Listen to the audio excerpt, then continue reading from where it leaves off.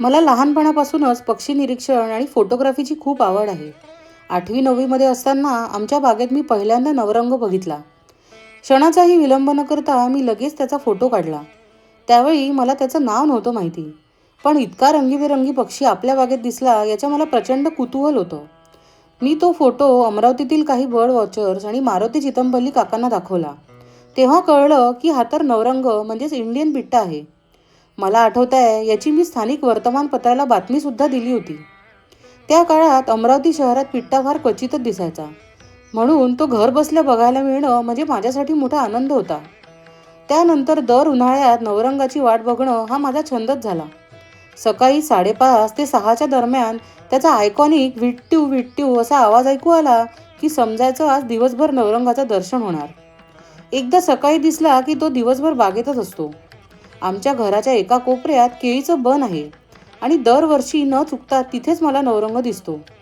पिट्टा हा तेलुगू शब्द आहे ज्याचा अर्थ लहान पक्षी असा होतो. नवरंग आकाराने ब्राह्मणी मैने एवढा असतो. त्याच्या शरीरावर दिसणाऱ्या 9 रंगांमुळेच त्याला नवरंग हे नाव मिळालंय. हा एक स्थलांतर करणारा पक्षी आहे. हिवाळ्यात तो दक्षिण भारतात, तामिळनाडू, केरळ आणि श्रीलंकेत सुद्धा असतो. तर उन्हाळ्यात ब्रीडिंगसाठी मध्य आणि उत्तर भारतात येतो. ताडोबा आणि मेळघाटमध्ये उन्हाळ्यात पिट्टे भरपूर दिसतात.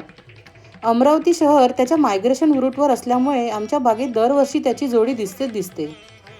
नवरंग पूर्णपणे इन्सेक्टिव्होरच आहे. तो उडण्यापेक्षा जमिनीवरच उड्या मारत चालणं पसंत करतो आणि पालापाचोळ्यात कीटक शोधत राहतो. काड्या वापरून तो फुटबॉलच्या आकाराचं घरटंसुद्धा बनवतो. ब्रीडिंग सीझन संपल्यानंतर ऑगस्ट ते ऑक्टोबर दरम्यान तो पुन्हा दक्षिणेकडे परततो.